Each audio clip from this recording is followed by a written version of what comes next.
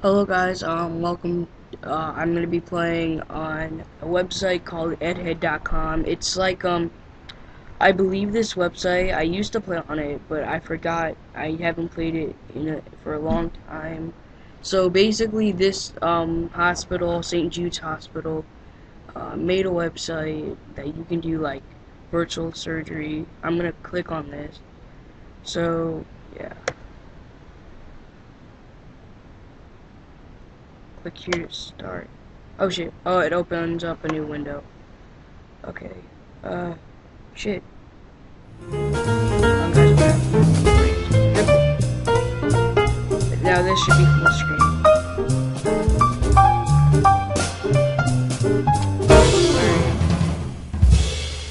Alright. Oh, there it goes. Slowly.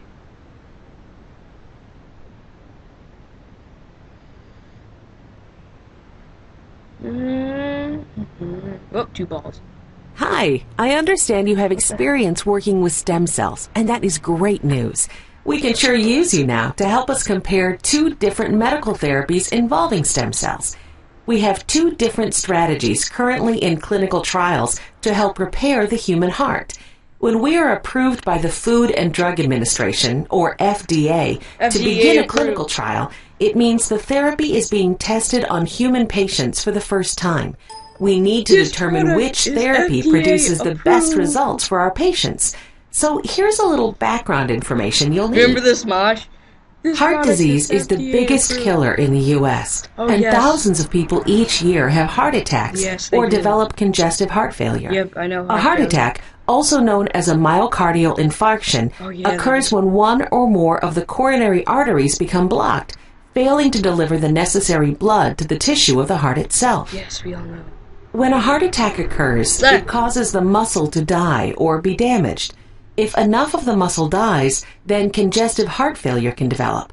This condition means that the heart is no longer able to pump enough blood out to the rest of the body, especially during exercise or other physical activity. People with congestive heart failure feel fatigued all the time, have swelling in the extremities and abdomen, and get short of breath with minimal physical activity. Click on the different blockages in the coronary arteries to see what happens to the heart. Let's click on the one that looks like a testicle.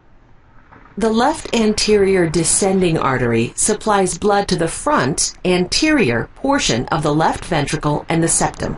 Remember that the left ventricle pumps blood to the body, so it is critically important that this chamber of the heart work well. Blockages early in the left anterior descending artery, or closer to the aorta, are often called widowmakers because they can be fatal. Whoa, widowmakers. The circumflex artery supplies the back or posterior portion of the left ventricle. The right coronary artery supplies the bottom portion of the left ventricle and also the right ventricle in most cases. The right ventricle pumps blood to the lungs so that it can be oxygenated before the left ventricle pumps it to the rest of the body. Alright, let's continue, people. Now that you understand the basics of myocardial infarctions, I'll turn you over to Rich Pompili, a physician that is working on several research projects that use stem cells to repair the heart. Rich? Hi. I'm a cardiologist that treats problems of the cardiovascular system, which is comprised of the heart, arteries, and veins in the body. I've long been interested in helping people recover after myocardial infarctions. We've been able to successfully stop the heart attack for a while now, but until recently there was little that could be done to repair the heart muscle itself.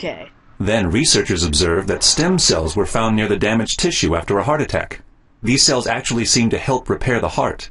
However, they disappeared after a few days and only did some minor repair work. So I got to thinking, what if you could increase the number of stem cells and the time they spent repairing the heart? Would that make a big difference to the patient? It turns out that it can make a significant difference. The stem cells do a number of things to help the heart recover after a heart attack. They increase the vascularization, or number of blood vessels available to help the heart tissue. They differentiate, or turn into new heart muscle cells. And they prevent the death of other heart cells in the damaged area and assist in their recovery. Click along the timeline to see how the heart repair changes when you expose the damaged area to additional stem cells for longer periods of time.